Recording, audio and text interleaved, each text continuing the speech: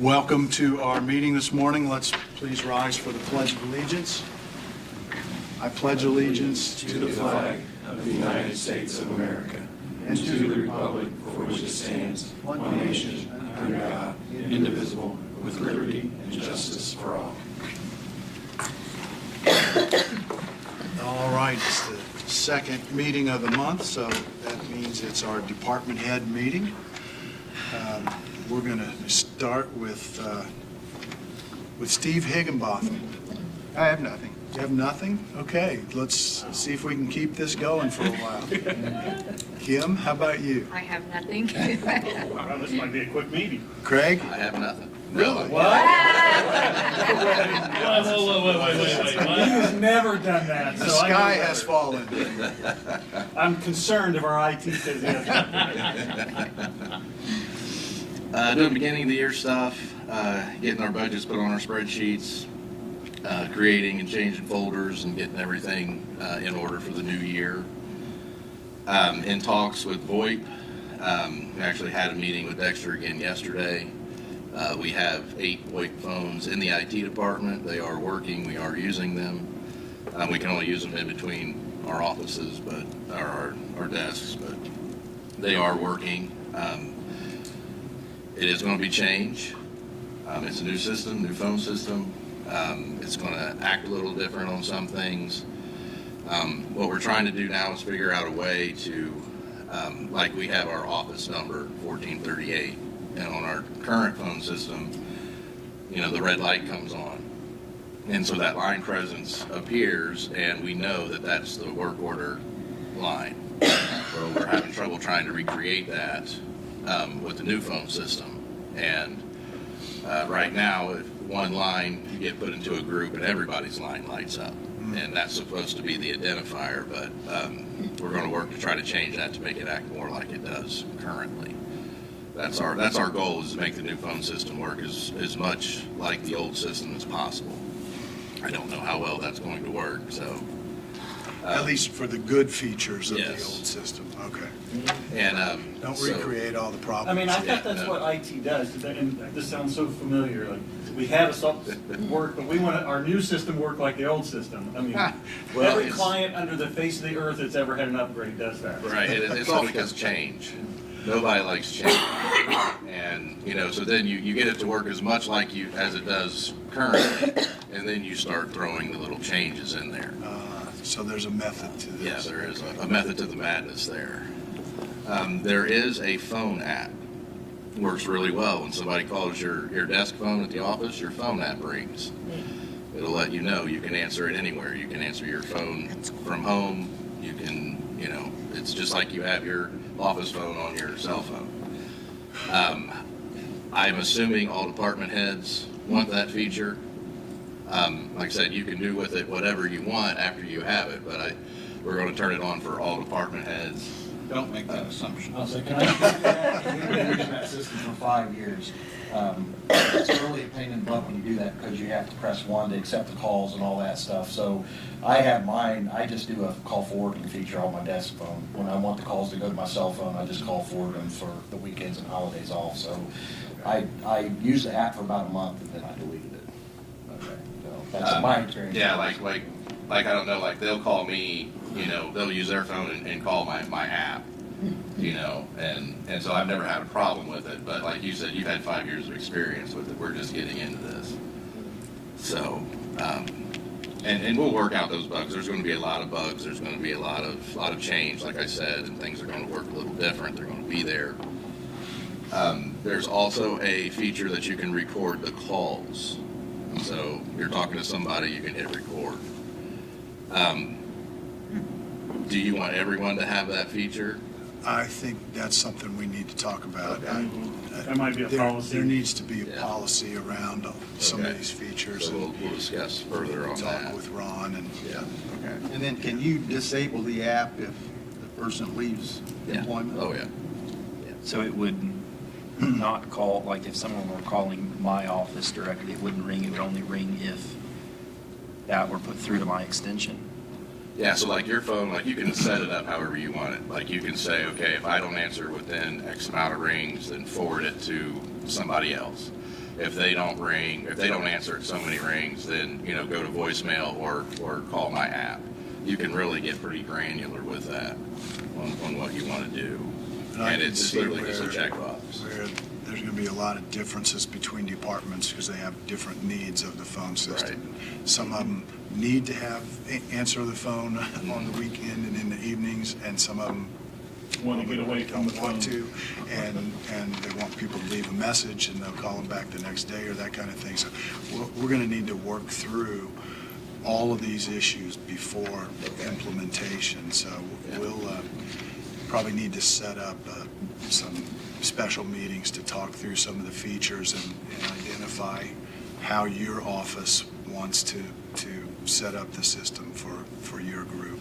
Okay, yeah. Because we were going to blanket the county. We talked to Dexter yesterday. I do not want to blanket the county. You come in one day and you leave work one day and you're on your old phone. You come in and now you're on your new one. I don't want to do that. We're going to work through a couple offices at a time, and it's not going to be super slow, but it's going to be a lot slower than what Parallax originally wanted to. Okay. So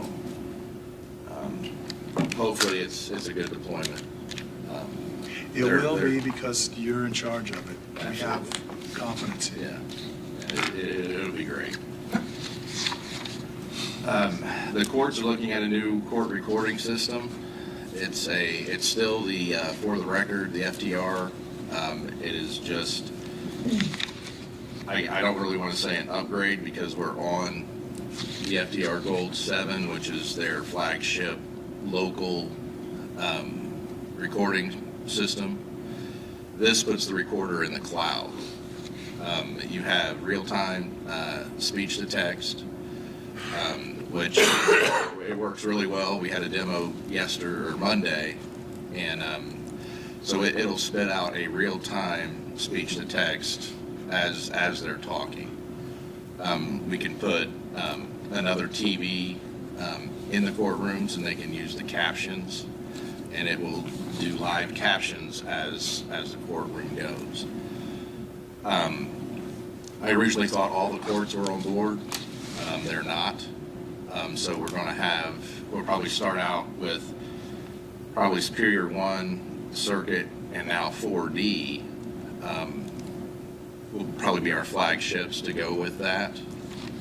4D can pay for it themselves. We'll have to figure out some monies for Superior 1 and Circuit. I'm not real sure how much it is. I'm waiting on Judge Moore to give me the actual courts that are going forward. Okay. We got our new server UPSs installed, so that's wonderful. So now they'll survive the 10-second generator tests and all of that. So brand new UPSs, all new batteries. We've replaced public defenders' laptops with desktops.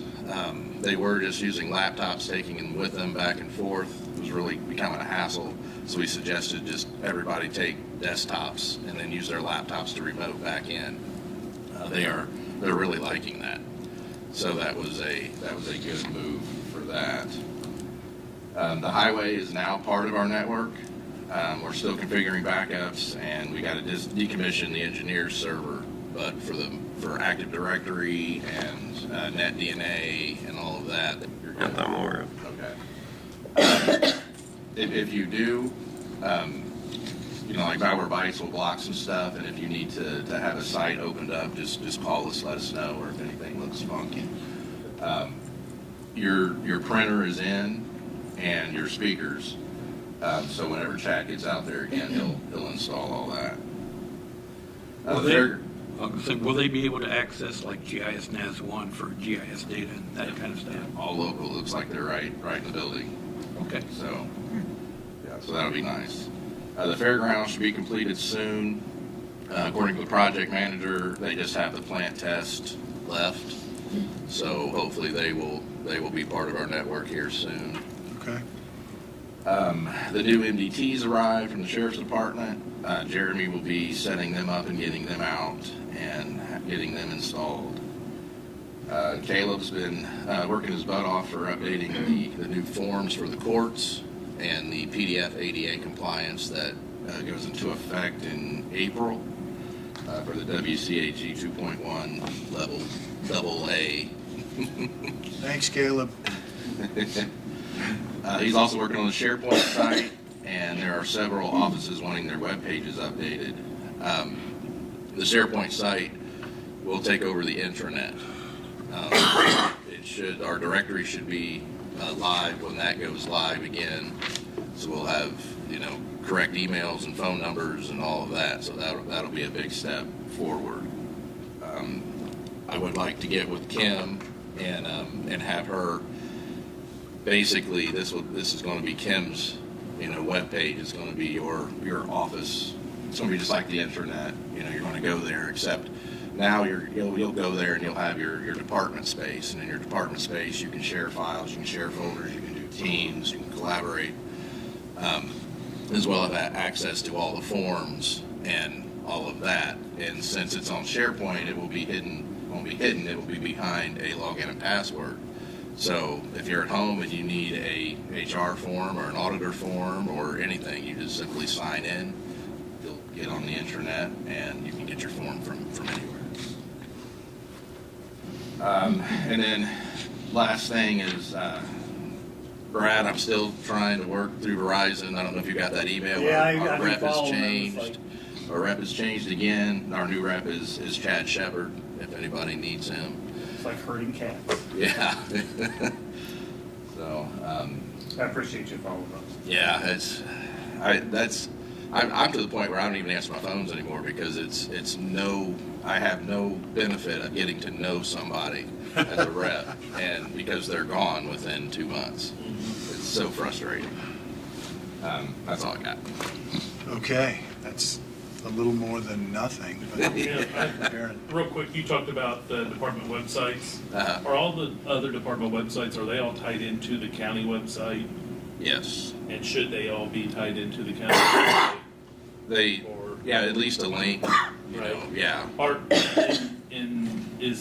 Let's say a department wants to start a website, is that something that needs to be looked at least through IT? We've always we've never really, I guess, looked down upon someone that's going to get their own website. Right, We just make sure that we have the link and we link it. okay, The thing with that is we don't support that website because it's outside of the county. right, We are more than happy to help anyone who wants a county page. right, But it will have to be in the county format and all of that. sure.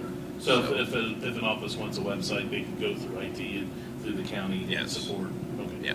Thank you. Shell, anything from Veterans Affairs? Yeah, so I didn't get it reported last month, but I do want to go back in December because we had such a nice infusion into our Veterans Emergency Fund. In December, we were able to go to Brickyard Nursing Home, and we visited with 16 veterans and kind of got wish lists, need lists from them, and were able to do Christmas presents for those 16 veterans for about $1,000. And it was, some of them would say, oh, I don't need anything, so we'd try to find something color-wise or whatever that would go with their branch. And, for some, they don't have family that helps them, so it was good. So I'm hoping that that's something we can continue to do each year. So that's all I have. Okay. Great, thank you. Jennifer, are you speaking for probation, or should I come back around to Adam? I know you're here for something else. Yeah, well, I just had one quick Sure. thing for community corrections. Okay.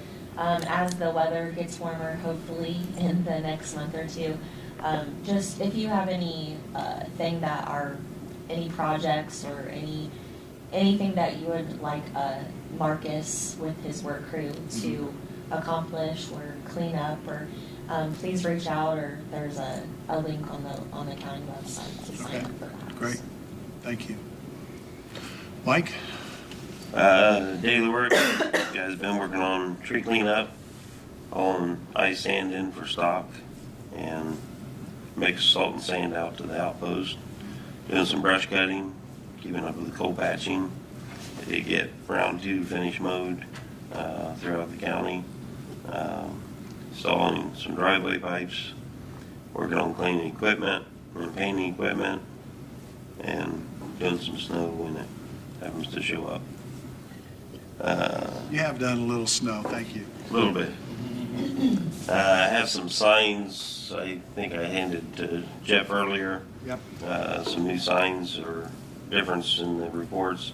So the first one will be on Moyer Road. It's a new install of a left curve sign. There's a detour route with Washington Road Bridge being closed down, and had a request to put a curve sign up there to kind of help with the traffic on that. And on Frank Myers, we had a new install at Brick Church. Cross traffic does stop signs. With the workout on I-70, we've been having a lot of issues with traffic blowing through the stop signs on Brick Church, or at Brick Church on Frank Myers. So when there's an accident, so we kind of put those up, try to make them brighter and shine out a little bit more so traffic would stop at the stop sign. Washington Street, we removed a deaf child area sign. Clyde Oler, there was 2 schools and 2 25-mile-per-hour signs installed because of a new Amish school that was put in. That's just on Clyde Oler west of Jacksonburg. And on Pennville, we installed a new sign. It was called the end of speed zone. So right south of 40, I think it was 30 miles an hour.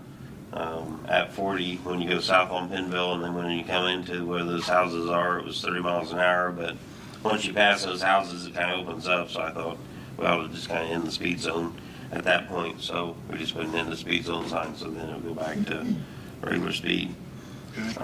Salisbury installed a school bus stop ahead. Had a request from that for a hill, kind of people coming up and over to make sure they can see the school bus for children. On Smyrna, we installed 2 school signs and 2 25-mile-per-hour signs for a new Amish school, just west of or east of Porterfield. And on Morgan Creek, we installed 2 school signs and 2 25-mile-per-hour signs. That was just east of Centerville Road for a new Amish school. So those are all the signs that we had. Okay.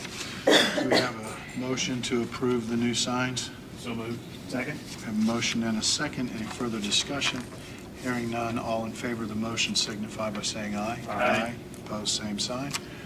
Motion carries. Thank you. I'll sign these 30 forms here in a few minutes. Then I have a request to increase the hotel rate for road school to, not for sure, it's gonna be at least one night. We're still waiting to see when our conference meeting is, if it's gonna be on the Tuesday or the Thursday or when they're doing it. So it's gonna be at least one night. I just put it in from the March 16th to 18th, but should be probably just one night, but just kind of covering our What's the? 174.74 is what the rate is. And I'll try to work that down. I'm still, a lot of times if I go see him in person, I can get it worked down a little bit more, but we'll see. Move for approval. Second. We have a motion and a second to approve the increased hotel rate. Any further discussion? If not, all in favor of the motion signify by saying aye. Aye. Opposed, same sign. Motion carries. And then there's a contract in there also for aquatic control for the treatment of the 2 ponds at the industrial park for 2026 at a rate of $3,671.45. That's up $109.61 from where it was in '25. This says $3,785. Yes, but if you pay it by April 1st, then you get a There's a discount. discount, okay. Is this the same form that Yep. we've had for a few years, right? Yep. Ron, any issues? It's just a contract to do treatment of the ponds Treatment at of the the industrial ponds park. at the industrial park? Okay. It's worked out well so far. They've been doing it for 20-some years, probably. We have found it, I noticed when I walk by, I would drive by. We don't have the fountains anymore. Is there a motion to approve? So moved. Second. We have a motion and a second to approve this contract with Aquatic Control. Any further discussion? Hearing none, all those in favor signify by saying aye. Aye. Opposed, same sign. Motion carries. And then I had a request from the New Testament Church of Christ in Hagerstown to close Franklin Road from 38 to Level and close Tidewater down from 38 to Franklin on April 4th of this year from 8:45 a.m. to 10:15 for a 5K run that they're going to be doing. We would kind of work with them. They'll have to kind of work with the residents a little bit to get them through, but we'll kind of work with them, giving them signs, and I'll probably have people posted those areas, kind of like we do some of those other 5K runs, but Okay. So you have no concerns with it? no. All right. Move for approval. Second. We have a motion and a second to approve the closure. Further discussion? Hearing none, all in favor of the motion signify by saying aye. Aye. Opposed, same sign. Motion carries. All right, thank you. Mike, I got something for you. Go ahead. I got a text yesterday, and I want to share for you and for the audience. I'll just read it. I live in Tuscaloosa Edition and just wanted to let you know I've been more than impressed with how the county handled the snowstorm. I honestly couldn't believe the effort they went to clear all the curbs. I've never seen them do anything other than plow. You guys put Richmond to shame. Please pass this on to the crews. They really went above and beyond. Thank you. So, thank you for all, and make sure you pass that on to the crew. That's just one of many that I've got for the recent snows. People have been very impressed with your crew, so thank you for what you do. Thank you. They do a great job. I agree. And Steve, while we're on snow removal, your guys did a great job on getting this building open and accessible. Same at the fairgrounds, so thank you all for your extra work. It was much colder than usual, and so And hopefully we don't do get appreciate any more that. snow. That's right. That was the last snow. Do I have a second to that motion? Yeah, I'll make that motion. Okay, anything else? Questions or comments? Daniel? Nothing, Nothing? nothing. Okay. Matthew? We were able to train approximately 110 volunteer firefighters last week on the new radio system. We were super impressed with the turnout and the engagement. It was a 3-hour-long training, so it wasn't just a small stop in and this is how you use your radio. It was understanding of the entire system and how it works to hopefully prevent problems once they do switch. So it went extremely well. And all of that end user equipment was distributed to those departments last week. Those are the part of that interlocal agreement that you and council have been signing with each of the townships and city entities and that kind of thing. So those were all distributed last week and in their possession now. And everybody's planning to move to the new system, and we're... Yeah, we made it pretty clear to them that it's not an option That's what we to need stay to on do. the old system. We are keeping the old system as backup and redundancy at a reduced capability, but still there and still works should the state system go down for an extended period of time. So has there been, are you far enough along to be able to have tested the reception in all the areas that we were concerned about? We're getting very close. Motorola is actually in the area this week, continuing their work at the tower sites. We're still waiting to get some connectivity at Centerville. The conduit is frozen, and so they can't pull the fiber through to connect to the new shelter. So we're having to wait till that thaws out, maybe after next week. I don't know. It's looking a little promising in the extended forecast, but so that's the delay at Centerville. Fountain City, they have been able to connect to the core at Indianapolis using the cell phone technology.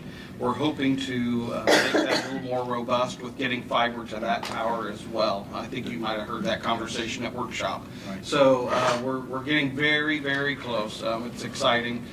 Still looking at probably end of March, 1st of April at the soonest before we could even look at transitioning. Okay, okay, But that's where we're at with that project. good.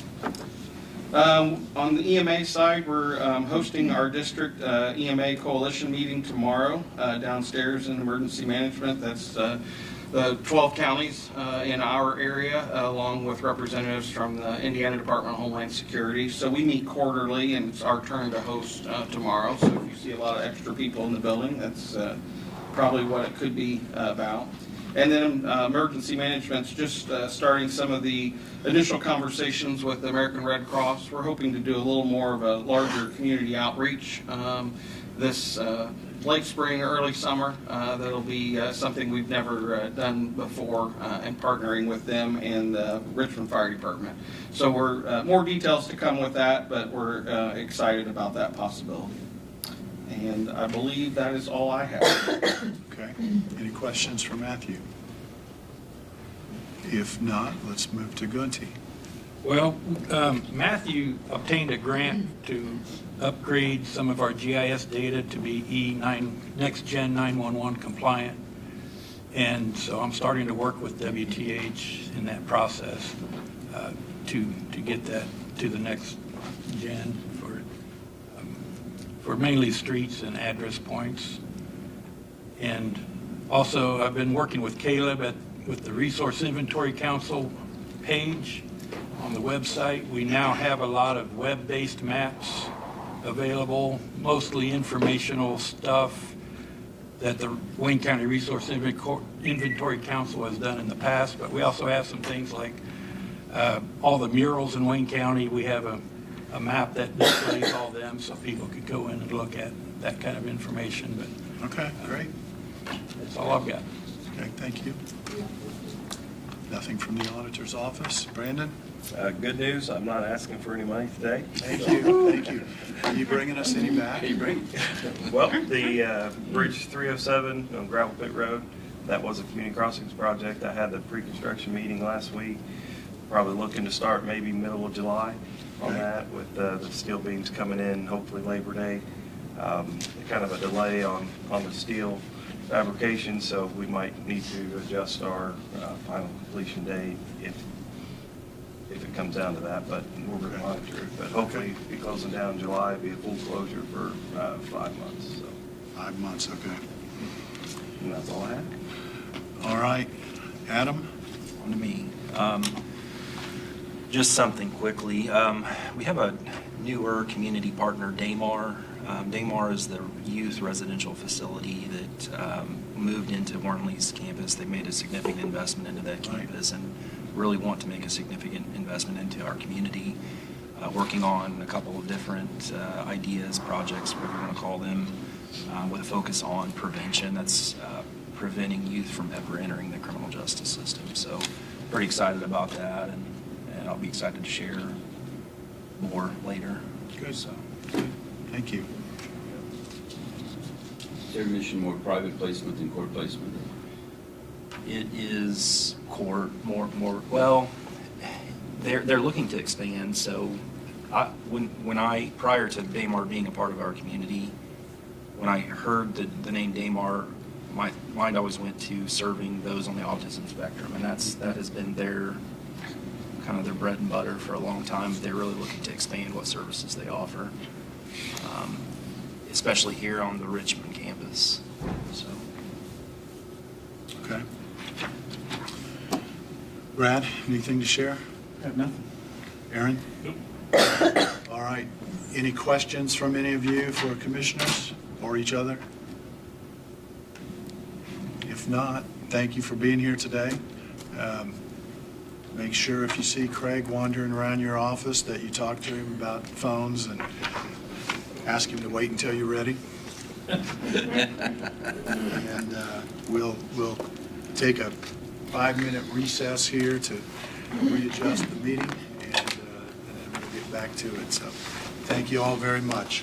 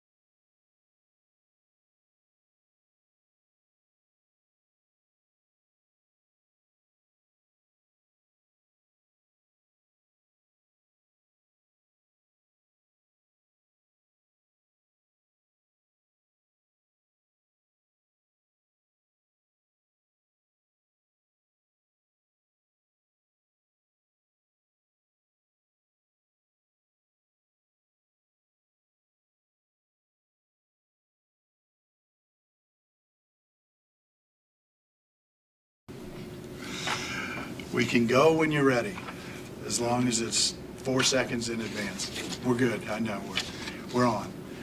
Okay, welcome back. So, let's see, Jennifer is here. So Jennifer, why don't we start with you?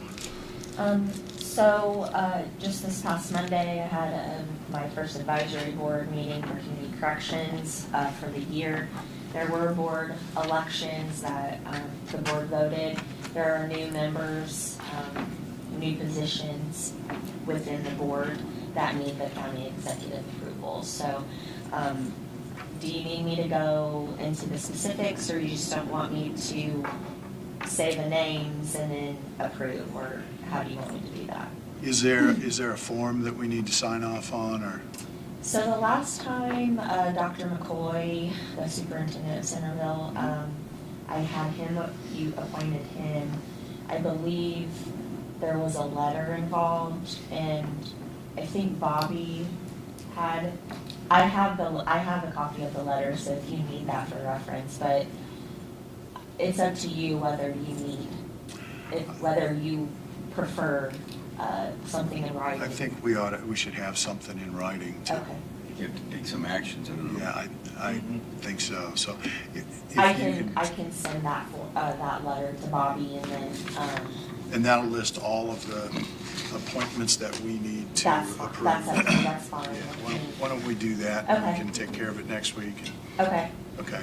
Do you want me to name specifically the board members? Or send it on in writing to Bobby, and we'll Okay, I'll have just it do to look that. at. Okay. Okay, that's all I have. Good. Thank you. Thanks. Let's see, Matthew, are you ready? I am. Okay. Okay. Two things that made the agenda, one that did not, that I'll ask for action on. Hey, we're running ahead of schedule, so. It won't take long anyway, so it'll be fine. So the first item is a request to increase the hotel rate. We've discussed this in the past. This is a very expensive hotel rate increase. It's our CAD vendor conference that we try to attend every year. We find a lot of benefit in it, and we wouldn't normally try to go every year if we didn't find value in it. Fortunately, it follows the Gaylord Resorts, and we have stayed at an Airbnb in the past to try to save some money. Unfortunately, we did look for other alternatives, and this one was going to be very difficult to try to stay somewhere else, just simply due to the location. So it is increase it's $269 a night. We do have it in our budget. There's no additional money moving or anything that's needed, and we kind of budget for it every year because of that. So. All right, this is for 3 nights? Yes, I believe. And 2 rooms at $269 a night. I'll make a motion to approve it. I'll second with one caveat that one of the commissioners gets to go on this trip. Just kidding. I'll second it. All right, we have a motion and a second. Any further discussion? Hearing none, all in favor of the motion signify by saying aye. Aye. Opposed, same sign. Motion carries. Thank you very much. The second item, you have in front of you the official letter, but I'll just kind of hit the highlights. In regards to our audio recording project that you've heard us mention several times, we have and are coming to you for recommendation. We looked at 4 different vendors, 3 different brands, if you will. Two vendors sold the same make and model that we were looking at. So those are listed on your letter there. Our stakeholder group met with each of them. We had a demonstration provided to us. We then had follow-up questions for them, which they replied to, clarification on their pricing, making sure that we were comparing apples to apples and that kind of thing, because it was a little confusing. So And then we did ask them to resubmit some clarifying quotes, which both vendors did. We got it narrowed down to 2. They both sold the same brand, but 2 different vendors. There was a substantial price difference in the 2, and so we are recommending going with the lower cost because it is the brand that we were interested in. It had all of the features that we were looking for that would dovetail into our quality assurance program, and our consultant that we use for that, or private contractor that we use for that, plus reporting analytics, so we can report to the ops board annual numbers and things like that we traditionally do. So the recommendation to commissioners is to go with a company called Interaction Insight. They produce and sell the Eventide recording system. The total price there is $45,621.80 based on the quote they provided to us. And I will just remind you that council has said that they would pay this out of their one-time contingency fund, so funding source is identified for it. Do you have any questions about our process or the recommendation?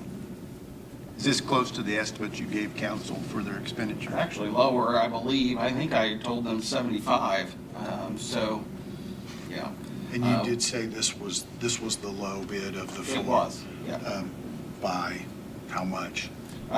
Between the 2 vendors selling the same product, I want to say it was around $12,000. Okay.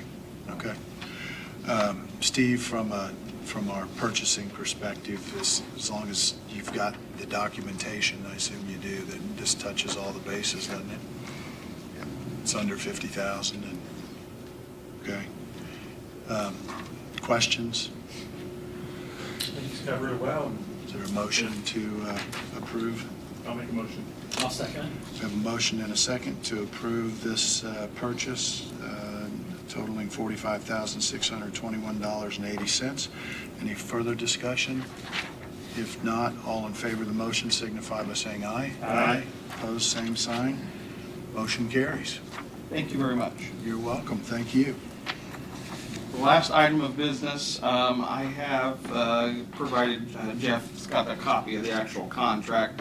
I have a consulting contract with JH Consulting. This is in regards to our hazardous material emergency planning grant that we received. The grant is $9,800 for the commodity flow study. I provided this to Mr. Cross for him to evaluate as well, make sure that there was nothing in there that we needed to change or alter. And he said that don't let me speak for you, but due to the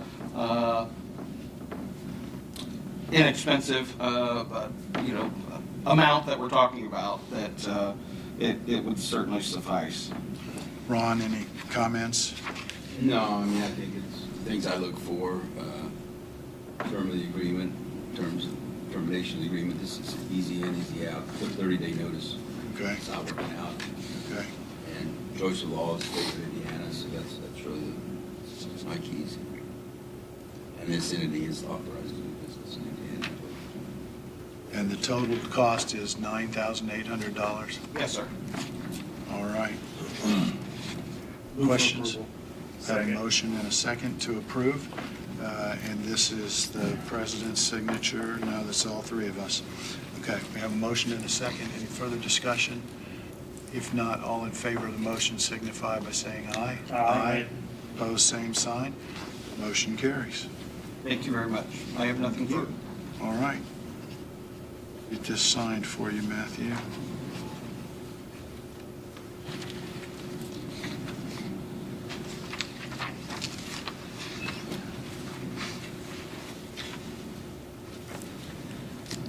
Dan, what have you got for us today? I have the 2026 legal agreement. Would, if approved, would start retroactive to January 1st and run through December 31st of this year. For basic services, just as last year, it'd be $35,000.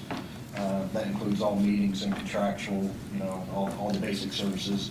Anything beyond basic services, as far as court enforcement, things of that nature, would be $250 an hour.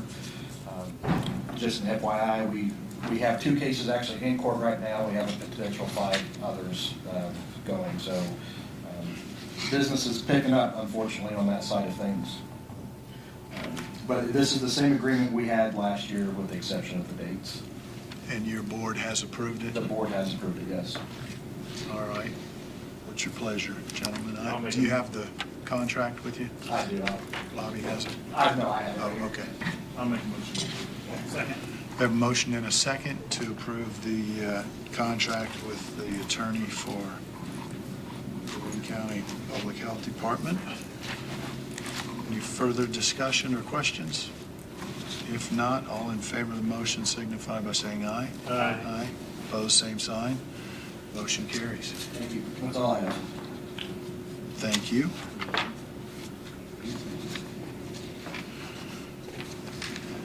Let's see. Are you with the Health Department? Or, I'm sorry, with Yep. the Veterans Affairs? I sure am. Sorry. Cambria? I'm not Cambria. That's what I I'm thought. Joe, but hi, That's, how are you? you've been here before, haven't you, Joe? Here's 4 hard copies. Okay, thank you. All right. Trying to confuse me this morning. That's all right. Thanks for being here, Joe. Cambria could not be here. Okay. She's one of our state district service officers, and I'm Joe DeVito. I'm the communications director for Indiana Department of Veterans Affairs. And just wanted to come by. We're making sure that we're visiting with each commissioner group across the state, as we will be, or Cambria, one of us will be, different leadership folks, twice a year as part of Senate Enrollment Act 433. So that was legislation put through the last legislative session. I'll give you the quick elevator speech on it. What the legislator did is that they created a task for the Indiana Veterans Affairs Commission to create a set of standards for all county veteran service officers and assistant service officers. What they did is the commission did create that set of standards, and what I gave you is the final copy on December 10th. Those were voted into place. The standards came into effect January 1 of this year, and by July 1, which is the start of our next state fiscal year, the goal is to have all 92 offices and personnel under that accreditation. The basics of it is, you can see in the outline, the different pieces of it. The way it works is, there's, with the accreditation, that all service officers and staff in the offices will need to achieve and maintain the accreditation standard set forth by the commission, and the commission has tasked Indiana Department of Veterans Affairs with providing the accreditation and the maintenance of those accreditations. Each service officer and assistant service officer will need to be accredited in order to conduct operational business in the offices, and that's going to be by the state statute. It's as simple as thinking, there's accreditations for county health departments from the state and other things. So what it is, as you read through it and look at it, and I'll answer any questions that you have, really the basic piece of it is that all the folks that are conducting that operational business in the offices are fully educated, fully trained, and providing a same level of quality service across the state. What it is to get us to the point where if a veteran or a spouse or any family member walks into any county veteran service office across the state, they're gonna receive that same level, that same standard of service. And the way that's done through here is with our, there's certain office hours that are needed to be attained by each individual, must work at least 1,000 hours a year for accreditation. That's per person. So if an office is open 1,000 hours a year, but they split that between 2 people, then each person isn't getting that 1,000. So anybody who's accredited must work that, be a paid employee of the county This does eliminate appointments, so there'll be no more appointed service officers. It'll all be employees of the county. And then they work 1,000 hours a year with posted office hours and opportunities. Now, that, you know, there's a lot of, there's room in there to provide service. You know, we had some service officers say, well, on Wednesdays I'm by appointment only, and that is conducting operational business, so those hours count. It doesn't have to be necessarily open for walk-ins during the hours, but they just need to work those hours. And so if they go off-site to provide services, that still counts towards their It does, and hours? that is defined in operational business, and that's what we want them to do, is go out and provide that great service to their community. Good. Some of the other things in there are just making sure that to be in compliance, that the offices have proper technology, private areas for consultations, and just the technological ability to run the mandatory claims management system. We have a system currently that we do provide one free account for every county in the state. We still have that system. Any additional accounts per county, the county pays for. And we will continue to utilize that. We may actually switch the brand of the system and potentially even build a custom system. But to be in compliance, they have to do the mandatory use of that claims management system, all the pieces of it. It'll be a need to for next step kind of a system where they have to understand how to use it and fill it out. And that'll all be in there as well. And then I think we also have our trainings. So we do have, this also comes in there, there's an annual training every summer. We're starting off this summer, it's in June usually, and this works out well because completion of training and exams of our spring meeting and then our summer conference will lead us into July 1 for a reset of accreditation for all service officers in attendance. So they would take the test every year just to Yep. recertify? There's a couple exams to be taken, yes. Okay. Yeah. We have two, what we call district meetings per year. One is usually going to be fall and spring time frame. We redistrict with some folks, so those are currently going to be a virtual option, so they can come in person or log on virtually, but they are a full day meeting. They focus on specific to the district trainings as well as state benefits training and cross-state training as well, so benefits and opportunities to other state agencies. And then the summer conference, we have contracted with the National Veterans Legal Project. They literally wrote the book on veteran benefits. It's the book that everyone uses, so they are conducting our summer trainings, our accreditation trainings, and so that's a mandatory in-person. This year it's in at the Armory in Johnson County. So that's where we'll be hosting that. And we want to make sure that's mandatory. In-person training, that'll be that. And then we also have from the National NVLSP also developed our new service officer training. So anytime a new service officer comes in or staff looking to be accredited to conduct that operational business, we now have a full protocol in place. So it doesn't matter what county, what district service officer, it's the same exact training, which mirrors and measures them into that summer renewal training. That is basically some of the basic points of the new training is once a new person is hired or tapped to do the training, they must complete the orientation piece in the first 30 days. And then within 90 days of hire or launch of the accreditation, they have to complete that program and all exams associated with it as well. It's definitely a step up. It's definitely asking folks to really understand the job, understand the technology, and understand how to process claims, how to interview claimants. One of the biggest things we want to make sure is that anybody who walks into the office, over half of the claims that we file successfully, help veterans file, that come out successful are for issues and benefits they had no idea about when they walked into the office and didn't come in for that. So that's a big piece, is understanding the training and the steps and use of the claims management system helps walk them all through that so you don't miss things, so you don't skip over things. It'll have reminder dates.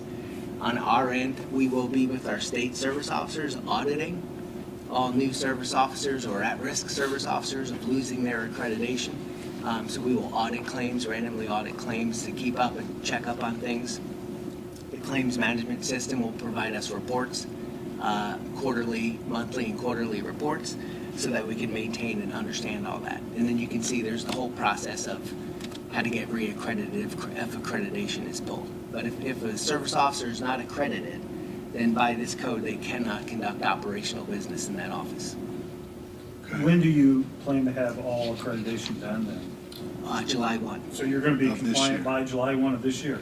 That is our set goal. There are going to be folks who maybe will start July 1 on a probationary period. Okay. And if that's the case, then that's the case. There's going to be, there's a few offices across the state where I know there's going to be some hurdles to get to where we need to be. But this is the code.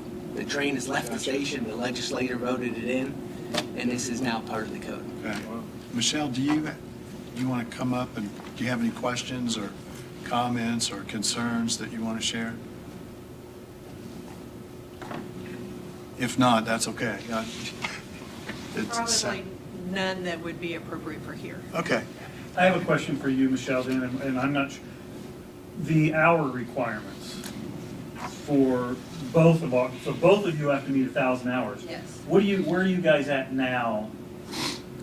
I'm not a math whiz, but we each work 29 hours. 29, they're You'll meet that above. then. So, They meet it. So you should be okay. So we- I was just asking if there was going to be an additional 20 hours budget a week concerns next year, because we're. for 50 weeks would Right. be the 1,000 hours, and they have the opportunity to work significantly more than that. But I guess, has there been testing up to this point? I don't know the answer. So nobody is accredited at this point? So we do have, we'll throw some words around real quick. And it's if we look at the word accredited, I'll define that in two ways. So currently the VA has VA accredited service officers. Okay. To be a VA accredited service officer, an individual needs to go through the VA TRIP training. TRIP is an acronym. It's in here. I won't try it out loud. I won't do math either. So they have to complete that course, but to get into being a certified or accredited officer at the VA, you have to be sponsored. Think of it that way.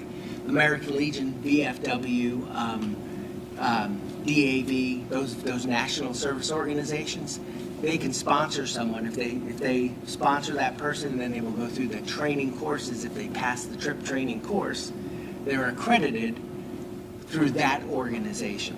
So when a veteran files a claim with the VA, they pick a POA for their claim. Let's say a veteran selects DAV as their POA, then anybody in the country who has VA accreditation through the DAV can access their claims in the VBMS, the VA claims system. But if someone's an accredited service officer to American Legion, they wouldn't be able to see that.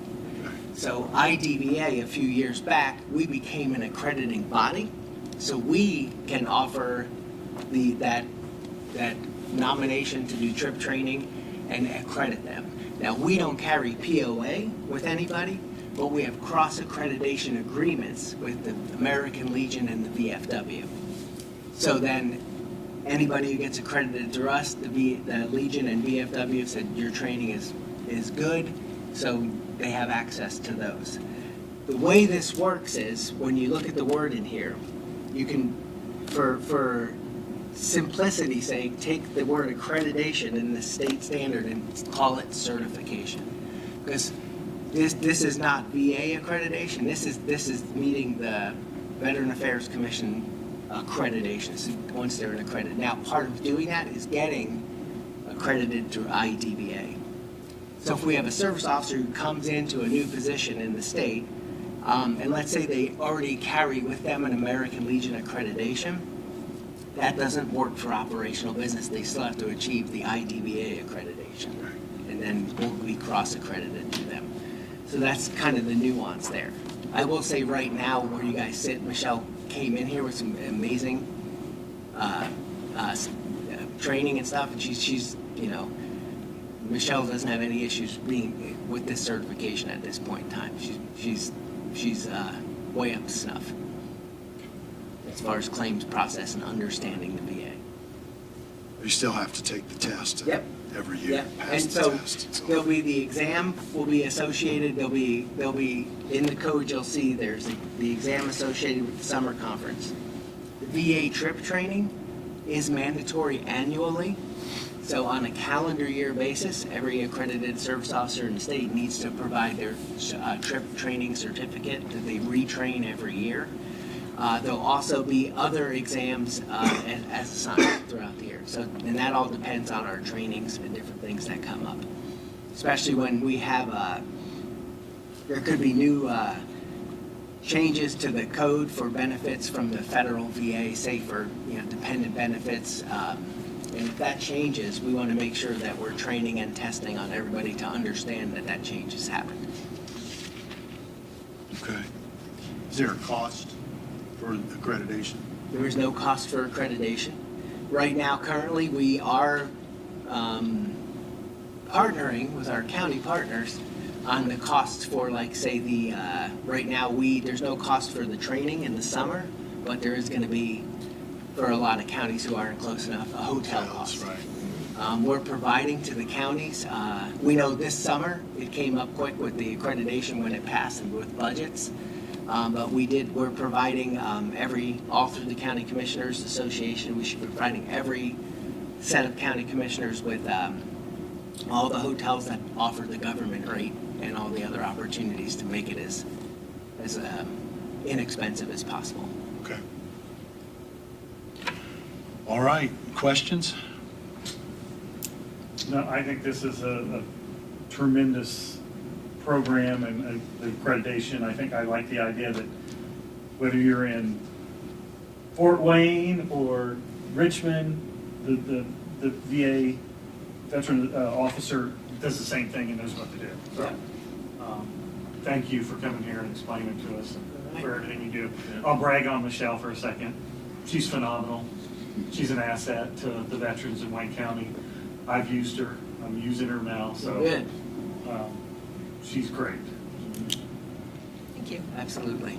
Yeah, and we're in a good spot. I mean, I think if we wanted to say fully accredited at this point, we'd have over 70 plus counties fully accredited at this point, including Michelle. So. All right. All right. Thank you very much. If you guys ever need anything, just holler, because I live All right. here in Richmond, so. Oh, nice. Yeah. Good deal. So I got a remote day out of this. I'll be at Roscoe's if you need me. Thank you, Joe. Like it. All right. Let's see. Ron? Yeah, there's a few things we need to talk about. Let's start with the interlocal I sent you for the creation of the land bank. Mm-hmm. I have not received any comments from the county folks. The city said it was fine. Val wanted a different structure of the board, and did she copy you in that email or not? I think she did. Okay, yes. basically, I had it where there's 3 appointed by county, 2 by commissioners, 1 by county council, 3 appointed by the city. Since parties to the interlocal are just the city and the county. Right. And that would be 2 by the executive, being the mayor, and 1 by the common council as the fiscal agent, and then 1 appointed by the EDC with the approval. She prefers the following, and I just read it again, and I'm confused about it. We'll go back. 1 appointed by the commissioners, 1 appointed by county council, 1 by the mayor, 1 by common council, 1 by the EDC without approval of any overarching body, and then 1 small town rep. And we could write that in now as Cambridge City because they've agreed to financially support it. Right. Her 7th one then said a member of the LB board. Well, this is the LB board, so I don't really understand what she was intending there. I think, having talked to her, I think she means that the board, those appointments to the board, would pick the last. Okay, by the LB board would pick. They would appoint somebody that's not on the board, obviously. Okay. That's the explanation by I the got. first 1, 2, 3, 4, 5. The 6 others would. The 6 would appoint the So 7th. that would make sense. I'll clarify that with her. And I don't have any problem with it. I mean, I was trying to just get the thing off square zero and get something in front of Right. everybody. And, you know, the issue being, we get this thing stood up, the board takes over from there, and it essentially, we're committing to 3 years of funding at $60,000 a year to help them get stood up, plus $100,000 initially, and then the city commits to the same level of funding. And at the end of that 3 years. Does the city do the 100,000? No. The 100,000 is from consolidated edit. And then 60,000 a year from the county and the city, from whatever source we name. But And that would be 26, 27, 28, or 27, 28, 29? I think 6, 7, and 8 is there, is kind of the is way the out. hope, yeah, to get it started. So I'll go ahead and make those changes and get the next iteration out, and then this will mean it bounces back to the city because for their review and approval. Right. They didn't seem to be very. Are you guys good with that And outline? there's nothing magic about what I just had to get a structure in Sure. place. It seemed to be the one that. No, made- sounds good to me. I think, like Ron said, I think we're just gonna get it moving. Exactly. Yeah, I agree. Okay, well, I won't take any more of your time on that. Water tower, in the Gateway Industrial Park, I think you met. I put out a letter a draft letter that would be conceptual as to our response through the attorney for, Bob Beaver, the attorney for Cambridge City. I looked at that. I think I got surprised quick feedback from a lot of people. Jeff had a good suggestion, which I didn't, I think it should not even be an issue, but I'll put it in there. We just like to see it. We just like to have a summary, on whatever basis. Monthly should not be a problem since they bill them monthly. Exactly. For the usage in terms of gallons and revenues or ratepayer fees, if you will, that each of the 8 or 9, however many there are, ratepayers in the GIP are paying. So we'll see those are the revenues, and then I think the rest of it, conceptually, I think we had it pretty well hammered down. I think so too. So. And so yeah, we'll see if we can push back on any of those other Okay. points. Okay, good. I'll try to get that out. I will get that to Bob this afternoon. Okay, great. If you don't feel the need for any further. I don't. I mean, I there's, they could, even if they're using Ledger, I mean, they can just send it, they could just CC the county commissioners on every bill they send. I'm assuming it shows gallon usage and Right, charge. right. So that shouldn't be a problem. Okay, Vale neighborhood infill, I got to get my head around the concept. I'll work with Steve on that. We'll try to get a timeline for you. I know it starts with the resolution, so I'll try to get that done. And there are 3 properties that we need to transfer the certificate. So Intend is willing to accept the certificate, I think. There's this actual statute in that I talked with SRI's attorney on. Okay. I just need to dig back in on that. And so we need to talk about, we had a meeting the other day of the committee to look at the list of properties that were eligible for the certificate sale. And we are suggesting to take out about 10 of them. And those 3 that vacant lots that Intend would take are some of those. So pass down a list of the properties that we're suggesting to be removed. So 2, 4, 6, 8, 10. 10 up here. So this ID number is how they're listed on the property sheet that Selena prepared. Those are the properties that did not sell in the tax sale in October. And then I've got the street address there for you, and then what the proposal would be, why we'd want to take it out of the sale. So the first 4 would be, the idea be that they go to Intend. The fifth one would go to the city, and there is money. We added a few I at our have meeting. certificates for 114, 117, 145. The first, well, not the Three of first the first three. four, I don't have 132. Yeah, 3 of the first 4. Now, the third one is one that, there's only 2 properties that have buildings on them.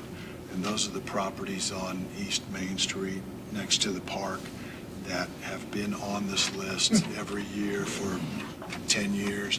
We never put them in the deed sale because they've got issues, they still have issues. We don't want title to them.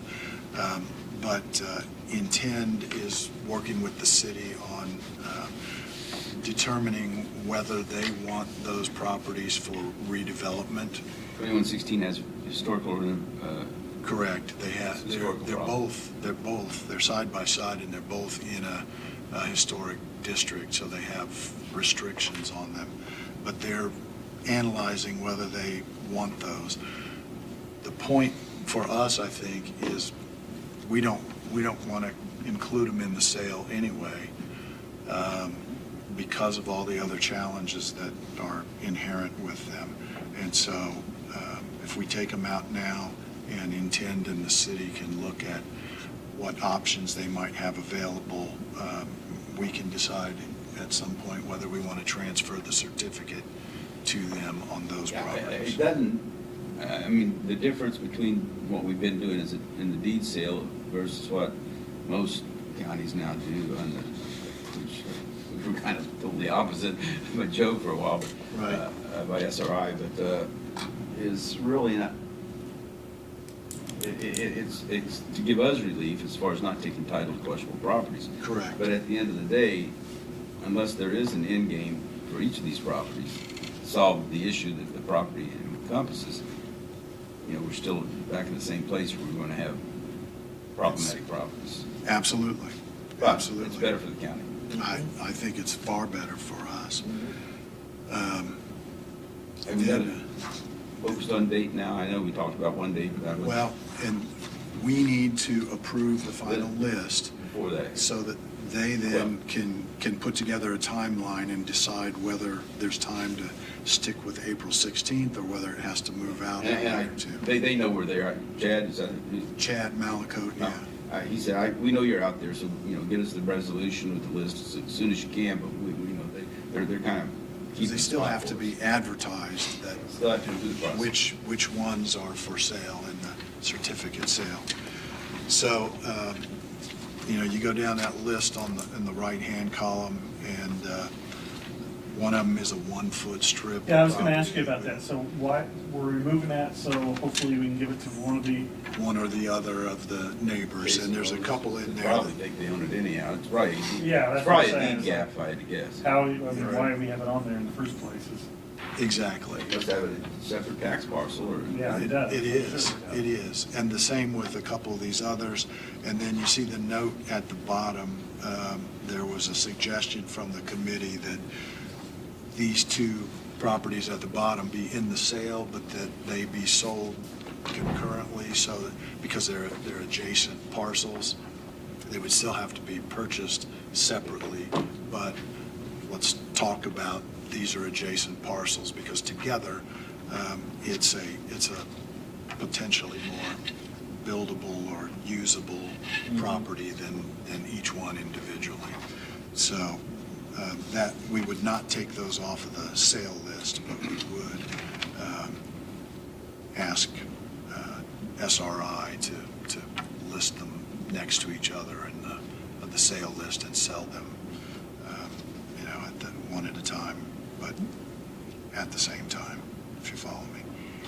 So if you have questions about this list, Steve or I can try to answer those, but these are the recommended from the list of 30, I think there was 35 on the list, and the committee's recommending we take these 10 off after evaluating them. So if you need more time, we can, if you want to look at them more closely, investigate. I don't. Steve, anything you want to add? No, I assume somebody, at least on drive-bys, we know what we're looking at. Oh, yeah. Yeah, so Selena, Nancy, Gunty, Rob, Gary Steve and I, Callahan, Gary Callahan, Tim and Smith, Tim they Smith. all have looked at these. So, and Sarah Mitchell from the EDC, who has been involved with a lot of these properties, either with the city or with EDC, and demolishing most of them. So as I said, there was only 2 properties on that list, and those are the ones on Main Street that had houses on them. And there was only one other property that had a structure at all, and that was a garage, because the house had been torn down, but the garage is still there. The rest of them are all vacant lots. And I don't remember. The structures, are those to go to N10, both of those? If they want them, they're evaluated. They're not, that's not 2110 and 2116? It's 2116 and 2110, correct? Yeah. Okay. Yeah, they're right next to each other on Main Street. So we're going to have another situation like we've had in the past. We've identified, 3 or 4 that they're vacant lots because the city's torn them down. They've not gotten their liens on them yet. But they're in the process of getting them? Well, we hope so. I mean, we're trying to impress on them that needs to be on there soon, so that it's apparent at the time of the sale that there is a lien on there. I've not heard back from Kim. You saw the email I sent her on the. I did, yeah. Alex's lines question. I don't know what more she's going to find, but. Well, they've got, you'd never find it. I mean, I could have been retained to search the title to these properties, and I probably wouldn't have known that. These was their internal postings. Oh, I agree, yeah. They advertise for they have to show all the bidding statute to advertise for the demolition and all that. So, do you think that? But I mean, the whole point of this process, whether we did it and then had a deed sale, or now we're going to have this certificate sale where the purchaser of the certificate has a duty, that there's a 4-month redemption period instead of 12 months. But then they have a duty to petition the courts and have the liens removed. But if the liens aren't there until after they petition the court will remove everything except what the city might put on 3 months later for something that was done a year ago. So we need to figure that out. We talked to the mayor, we've talked to legal, we've talked to the code enforcement. I'd like to see what Kim's response is to that, and then that'll give us the idea of what they think their arena of notice is. And react to that. If in fact, at the very least, they come back and say, which this is what I would anticipate, or I would like to anticipate that this would be, once we give this list again to the city, that code enforcement at least gets some idea that, hey, this is going to have a lien. Is that something we need to disclose at the sale, even though the lien's not there? If we know it, I don't know why we wouldn't. I think we do enough of I'm sure that SRI will continue to reinforce the notion that this is a buyer beware sale. Yeah. You know, instead of the only difference in what we've been doing, they may not even go there because there's no need to get people confused. But, so, you know, it's up to you to know what it is you're getting, whether it's now it's. I think at least for this first sale, the certificate sale that we're having, we need to go into some detail about, Ordinarily, we've done deed sales for the last 20 years. This is not a deed sale, this is a certificate sale, and here's what that means. Yeah, and Right. whoever's going to do the auction, we need to make sure that that script is really pretty, I'd like to even review it a little bit, at least a good Okay. outline of what they intend to say, to make sure we cover everything. I will say in the past, the script that he gives prior to even the deed sale that we had was very detailed, did a great job doing that, but I agree, I would Agreed. like you to have some eyeballs on that, make sure that we're covered on our end. Well, especially because it's not what we've done. in the Exactly. past, Yes, so we this need is to different. definitely explain it. Absolutely. I And, you know. don't want anybody to it be still may surprised. Show up later. Oh, I'm sure it will. Because if people don't decide to go ahead and perfect their ability to get a tax deed issued to them, and it goes away, and we're back to where we were. And it goes But back there's to the nothing to that tax sale. system. It's just the way it works. Yeah. I would like to though, just get the city to commit whether or not they're wanting to. Yeah, because, Because you know, that- and there that is a should be an answer mechanism, for us. It there is a does. mechanism for us to, after the fact, remove Right. those, for the commissioners, to remove those liens. And we Right. did it with Elder Bierman site, and we've done it in others, and that is, does require the publicity of the auditor, the assessor, and the treasurer, because they filed a petition with the commissioners to remove those encumbrances.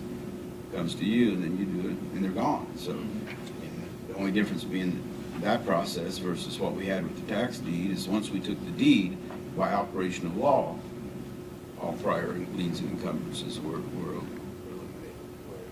So, Key word being prior, because they still came back and added a lien apparently a time or two, but that, okay. okay, well, that's, And the only other thing I have is the buggy ordinance, and I've got that out, but I propose, well, I'll just go ahead and give you an outline of the process and the proposed timeline. Okay. And I'll leave the amount blank, so you can figure that out. okay. I don't know, we'll talk about effective date, but I think it has to, doesn't have to be, I think it ought to be advertised. I'll verify that in the statute. Okay, and I think we should. I think we should. Yes. Did the same thing with the health department. I went through the statute, and I think if you technically read it right, once you approve the fees, I think they're in force. But I said, I went ahead and published it one time. I think we Made should. money for the Western Wayne News. Appreciate that. So, back to this list, I think we need approval if we're going to remove those 10 properties from the sale. So, When you say adjacent lots, is that, what's that mean? Abutting orders, the intention is to So there's 3 on there. transfer them to the adjacent property owners, whatever the, And if in fact, we don't know the advertising dates on this yet. My point is, if they don't want them, As I say, in the Then we past, wanna I sell thought them. before we did this, And we we can- would contact them and say, do you want it? If they say no, then we include it. should they be included in the we can list? include these in the sale for now, Yeah, and then, but then we'd have to remove them after they've which been we've done advertised. before. Okay. Yeah, that's fine. Is That that, way, is that your if for preference? some reason those 3, the neighbors don't want them. well, they may not, because they may think they already own them, Yeah. so why should they add Well, have and, something added to their tax roll? And, So they need to kind of be told that, and if you don't, we're going to go ahead and offer them for sale to a third party. Right. okay, so I know those that one 3, foot.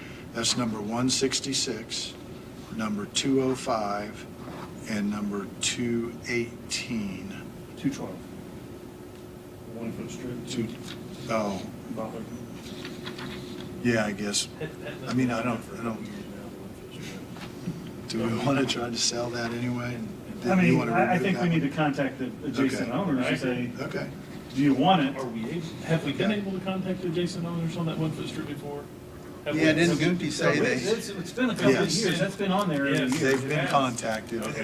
and they didn't want it. Okay. I mean, But- we can put it in the sale then, I don't think anybody's gonna buy a 1 foot strip. I don't- We gotta, I think at our last meeting, we have a better clarification of, because I didn't realize this, when we were talking to these abutting property owners.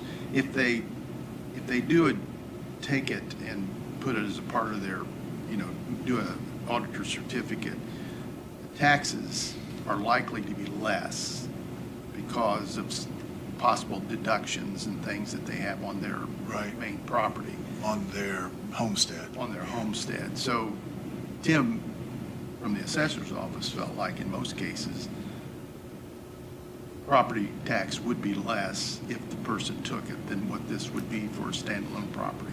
Now, I don't know what that. Okay, so let's, Depends on the acreage of the let's reduce the list then by those 4. So now we're just taking off the first 5 and then number 175. So those we will remove from the sale list, and the other 4 that are on here we'll put in the sale, but we will contact the adjacent property owners to see if they have interest. And then are we able to complete that prior to the sale, or do we wait until the sale and we only offer it to them directly if nobody else buys it? Oh, well, I guess that's your call. But Can we give it to the adjacent property owner before the sale? We can make that determination and pull it from the sale at the last minute. Yes? Yeah. Okay. Which ones, make sure I got it. The first 4? The first 5 we're removing from the sale, 1, 2, down through 156. and And then 175, we also are removing, and the other 4 we're going to leave in the sale. The other 4 we're going to have in We're going to advertise them for the sale. well, But in the first meantime, offer them to the abutting. yeah, correct. Correct. Yes. And if we can do that prior to the sale, then on sale day, they'll announce that they're not in the sale. And if they go to the sale and they're not sold, then the adjacent property owners would still have the opportunity to take those. Is that correct? Okay. Okay. Yeah. Does that sound good to everybody? Yes. Okay, so do we have a motion to that effect? I'll make that motion. Second. We have a motion and a second. Any further discussion, questions, clarification? If not, all in favor of the motion signify by saying aye. Aye. Opposed, same sign. Motion carries. We will get with SRI, and we do still have documents to approve and get back to SRI, correct? Yes. Resolution, I think, needed Yeah. the properties as an exhibit. Did you give those to me, or do you have? Your SRIs, you can have SRI. an SRI. We each have one. We each have one. Here's mine. Okay. There it is. And there's 2 documents? Or The resolution last week. we did the resolution, we have a signed copy of the resolution, so we just need to approve the addendum to the contract with SRI. And you've seen this and you're good with it? Yeah, I was fine with it, just I want to make sure they didn't send us the wrong one, because we're doing the Right. tax sale certificate, now it's returned to the property instead of. Right. Okay. So, what's your pleasure? Move for approval of the contract or the amendment to the contract for the tax sale. Second. And this is the certificate sale. Okay. We have a motion and a second. Any further discussion? Hearing none, all in favor of the motion signify by saying aye. Aye. Opposed, same sign. Motion carries. There are, How many copies do we need, Ron, for this? I think we'll need at least 3, won't we? One for the auditor, one for us, and one for SRI. Perfect. Okay.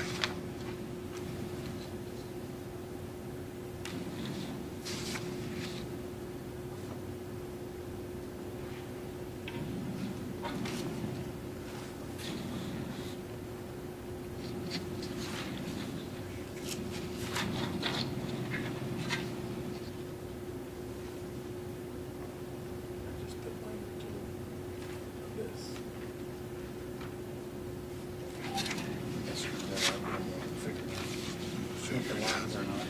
Is that initials? Yeah, it's not, Yeah, ITS, is that initials? Yeah, I signed it.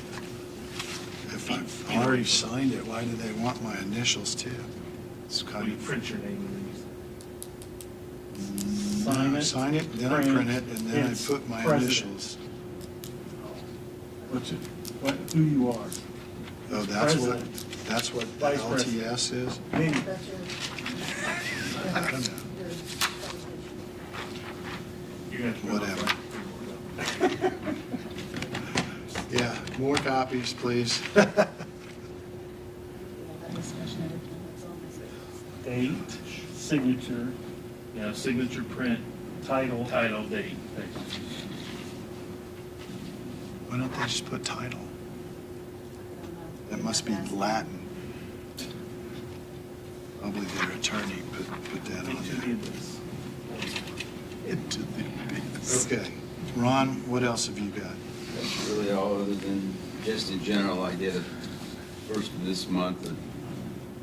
Everything I could find in my files, my papers, my scrap notes, and all of what I kind of got hanging with the county. I could keep with anybody, any client right now. I came up with 33 items, of which 18 were the county. Got about 3 pieces of litigation I'm working with revolving loan fund on, and/or the COVID small business loan. Get those in various states of, two of them judgment, ready to be a judgment. Creation of land bank, we talked about. GIP, water tower, we talked about. Waterfall Road, the condemnation, I'm proceeding with that. I've talked to Matt Napodi, and we've got the appraisers lined up. It'll be Matt, Mike Lyons, and Chris Brown. Matt, obviously taking the lead on that. I've got an unsafe building order action I filed that I need to get an order on, because we're running up on the time to start enforcement. Unfortunately, the reality of that is we get the order and we don't have any money to enforce it with. So Is this in Garden City? Osborne, yeah. We've got a little money for that one. We'll see. Vale neighborhood infill we just talked about. Other documents I need to review for another right-of-way for a bridge. I've done that. That's done. Report interlocals. Bobby's got me the information. Buggy ordinance we talked about. Terminate agreement with township trustee. Release. That's a no-brainer. I'll just get to it. I think we've got it in our discussion list. We can talk about it fit instead of CVT. I think we need a resolution.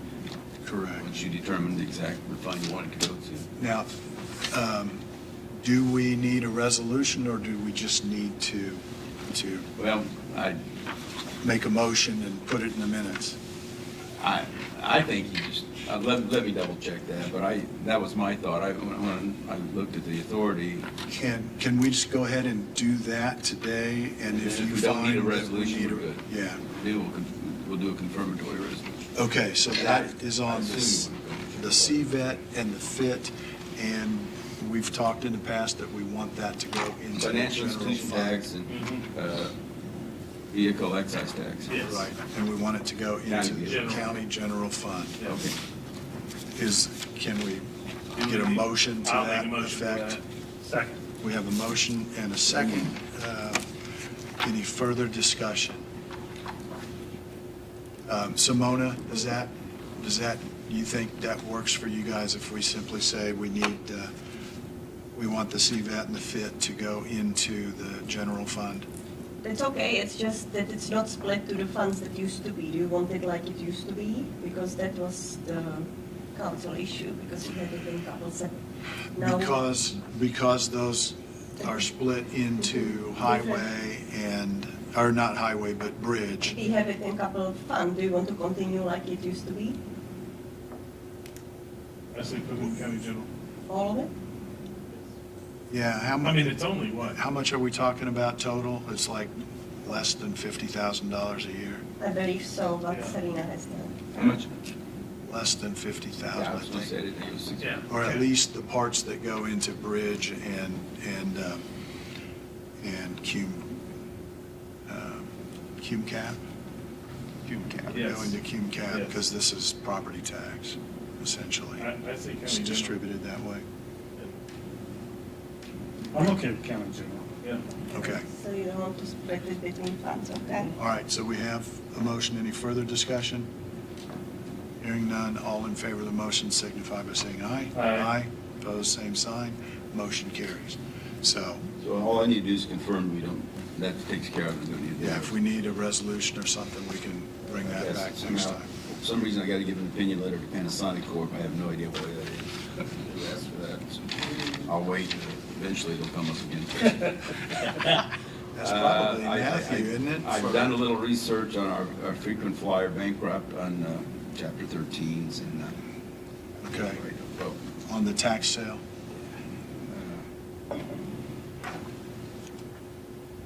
my partner, was trustee in bankruptcy for almost 50 years, or Rick Boston, but that was chapter 7 trustee, and it's a totally different game. So I've got to pick his brain and get somebody I can talk with that understands 13 nuances. But it's definitely bankruptcy abuse. I'm not sure that we want to spend the money to fall on that sword for what our stake was, my guess is, but that's a different issue. And then, basically, I think I owe you a confirming contact, spending the remaining monies of WR's liquidation resolution is appropriate for our finance department, or for Recycling fund is what? Initiative. Right. Okay. So that's what I got. Anything else? Okay. Okay. Before we move on to Steve, let me get a couple other things done. So, number one, the auditor's office has requested that we pass a motion that will show in the minutes that we're authorizing the auditor's office to pay 1/12 of the line item in our budget for the Historical Society and the Resource Inventory Council every month without us processing a claim. So we have always, in those contribution lines, it's in the budget, and the auditor's office has paid 1/12 of it every month. They would like to have some documentation to that effect for these two items, so that they have greater documentation. That's basically an institutional share or contribution of support. Correct. The Historical Museum, and the Resource Inventory Council. Now we got a different way we treat the animal, it used to be animal welfare. Correct, but now we have a contract. We have a contract, and we do a claim every month for that. This one is just a donation that we've done. It's a donation. We've done it for years and years and years and years, and it has always been that whatever line item is in the budget, it's. I think we used to have, 3 of them. We had the Animal Welfare League, Yeah. this one, and then we did Reed Hospital, and we decided they didn't need our. Right. And I think there were a couple others. Well, WCTV, we did that with WCTV too. Now we have a contract with them, so. So they're just wanting something That they made a can motion, and document. it's authorized them to do it without Rather than to do a claim each Exactly. month? Exactly. I'll make that motion that we approve that. Second. All right, we have a motion and a second to authorize the auditor's office to make a 1/12 payment of the budget line to the Historical Society and the Resource Inventory Council retroactively to January of this year. Any further discussion? Do we know what that dollar amount is, by chance? We do. The resource inventory is something like 6,200, and the Historical Society is like 18,000. Just curious. So 1/12 per month. Maybe we can get the original mummies to help us on the Historical Society. There you go. Could be. If there's no further discussion, all in favor of the motion signify by saying aye. Aye. Opposed, same sign. The motion carries. Okay. And then finally, The EDC has asked us to approve and sign this letter, the president's signature on the letter to the Indiana Economic Development Corporation that lists the additional or the total matching funds that we are providing as part of the EDC's $5 million grant of ready funds for Wayne County blight elimination. So there are two letters. One is for $2 million, and all this funding has been approved, it's budgeted, it's appropriated. $2 million for the downtown revitalization. $1 million of that is ARPA funds that were previously committed and were in the process of spending. They've already been awarded as sub-grants, which Steve is overseeing. The second $1 million is to be split, $500,000 from Consolidated Edit and $500,000 from Wayne County Edit, again to support the downtown revitalization, the new money that's coming in. The second letter is, I do this and I made copies for you guys, sorry. $980,000. All of that is previously approved. $390,000 of Consolidated Edit for blight elimination. $390,000 of County Edit for blight elimination. Most, but not all of that has already been committed, and a significant amount of it spent for tearing down buildings as the city, the county, and the small towns have gone through that process of unsafe building and demolition.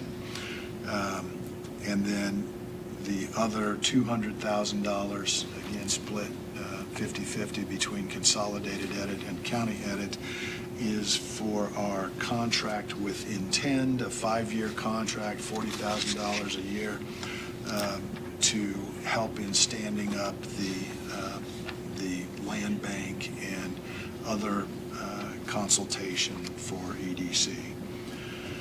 So until we approve the letters for highlighting the match money, we won't receive the $5.1 million from IEDC. And this is just to confirm what we've already done, right? It's already Just one in done. writing saying, yeah, we've committed. Exactly. It's Make a already motion that we appropriated. approve these two letters and be signed by the president.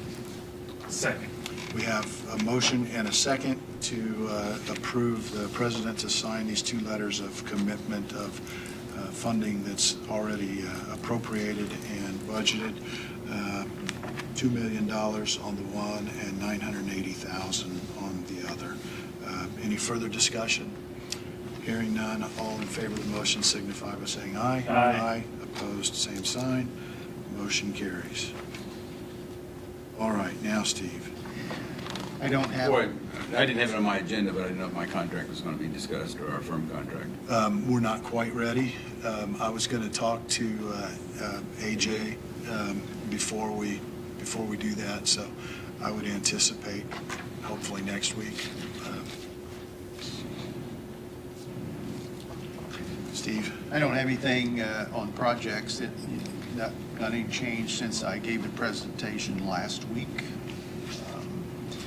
I do have a request from the Veterans Administration to hold their annual resource fair at the Coleman Center. Remember, we did this last year. This year they're requesting July 17th from 10 a to 1 p. And then use about tables and chairs for 20 or 30 vendors. And last year we did not charge for this, and they're asking for the same this year. Move for approval. Second. We have a motion and a second to allow that. Any further discussion? Hearing none, all in favor of the motion signify by saying aye. Aye. Opposed, same sign. Motion carries. And then the only other thing I have is a request to hire for the planning director. Okay. Subject to Subject to something. Personnel. Something. This would be our recommendation to the Personnel Committee. Yes. I'll make a motion. I'll second that motion. All What right, motion are we making? And I think they're gonna, that we, We make a recommendation to the Personnel Committee to I'll second that. Thank you. all right, we have a motion and a second. Any further discussion? Hearing none, all in favor of the motion signify by saying aye. Aye. Opposed, same sign. Motion carries. that's all I have. All right. Aaron, what have you got there that we need to approve? I have one thing prior to getting to minutes and claims, Okay. and that is, if you remember back on the opioid settlement application process, Reed and Boys and Girls Club, Reed Health and Boys and Girls Club went together and put in an application, and the committee did approve. They put in for a 2-year program. The committee approved a 1-year program and minus any stipend that would be paid for the person that was overseeing it. I will say, after speaking with Jason Troutwine at the hospital, we had a long conversation about explaining a little bit more why the stipend would be needed. The individual that's going to be managing this is actually someone who came to him asking to extend this program and applying for the extra money. The manager will be managing an extra person and also be managing the program and reporting back, because with it being opioid funding money, we have to have reporting back on everything they spend and what they spend it on. So there will be some extra time, some extra effort. And they did ask for $6,000 for that stipend for that individual. And that's what they're hoping. So they've come back, and I know they've had a conversation with me. I believe they may have had conversations with either of you. I know, Jeff, you did talk have. to him, yeah. And I will say, after further discussion with Jason, it did explain a little bit more about the stipend. And so, speaking with the opioid funding committee, we had a meeting last week, and one thing I brought up was sometimes through the year we do have some small asks from the commissioners, and sometimes they can meet the unrestricted funding, which we have a little over $88,000 in that fund right now. And that's something that they said that, if commissioners see that there's a need or something comes up, that they would not have, they were really actually very supportive of the commissioners meeting some needs that may pop up outside the application process. Not that I want to make a huge habit of that. I want everybody as much as possible going through the application process. But when there's funding available and there are some needs available, maybe some adjustments, I don't mind using the unrestricted, and the committee agreed. And this is something that's come up, and we actually came up with a form, but so Reed has asked if we could help fund that, and they've actually asked for the $6,000. And honestly, I don't have a problem with that. It's managing that fund, managing that money, reporting back to us, that we have to report back to the AG's office on all the money that we spend on that, and it goes toward this program that was approved by the committee, and which was, they were granted $83,149.66 for that program for the 1 year, partnering with the Boys and Girls Club, which reaches out to the community, and it's a health worker that gets into the schools, gets into homes, educating about opioids and the effects of opioids. And I think it's a really great program, and I really appreciate what they do and their willingness to step out and doing some extra when honestly it's more than what they're already doing. So they're only asking for about 7 or 8% of the grant amount of the program cost, right, as management overhead. I'll call correct. It. So is that your motion? What is your motion? My motion is that we grant them $6,000 out of the unrestricted monies to help manage this program to the supervisor of that. So that's my motion. I'll second that. We have a motion and a second. Any further discussion? Hearing none, all in favor of the motion signify by saying aye. Aye. Opposed, same sign. Motion carries. And is that something we need to get a? We'll talk to Ron after. Okay. We'll Make get sure with you on we've that, got on whatever documentation we need to do for that, to get them their funding for that. Let's go ahead with. Yes. So I have minutes, minutes from January 21st, 2026 Commissioner meeting. Make a motion to approve those. Second. A motion and a second to approve the minutes. Any further discussion? Hearing none, all in favor of the motion signify by saying aye. Aye. Opposed, same sign, motion carries. And then I have the following claims. Centerpoint, page 211, 2026. Centerpoint, page 29, 2026. General claims, dated 2/11/2026. And lit, page 2/10/2026. Make a motion to approve those. Second. A motion and a second to approve the claims. Any further discussion? If not, all in favor of the motion signify by saying aye. Aye. Opposed, same sign. Motion carries. That's all I have, thank you. All right. Well, get out of here by 10:30 so that I can make it to the State House in time for our legislation. So, anything else? Just real quick, the contract with HELP, I got an email from Nikki. They are going to take our counteroffer to their board Tuesday. Okay. For approval. She'll get back to us. Ron, they did want something added in the contract. I'm not sure how we can add this in here, or what it says, we need a clause written in the, so the county will consider medical assistance as appropriate and determine if financial assistance can be given. And this is for the case by case, if the dog was shot or whatever. I don't know, can we just add that in there, like we will consider? With the caveat, subject to existing Subject to appropriation. funding, yeah. Yeah, because okay. they did say we understand the budget and Appropriation limitations. And it would simply be, it would come to us if they had $1,000 of medical bills and we would consider it. Right. It doesn't say, wouldn't Yeah. say. I just didn't know how we we'll could put pay that it. in there. Okay, can you, I don't know. we'll get the existing Once we contract get the and number the that changes. they're Yeah. on board, You approves get it. it To you to Shoot me rework. the draft, and then I'll Okay, probably be just carrot and Yeah. subject to type. okay, that'd be great. So hopefully next week Okay. we can Good, put this one to bed. good. Anything else? Nope, that's it. Aaron? I have nothing. All right. If there's nothing else, we're adjourned.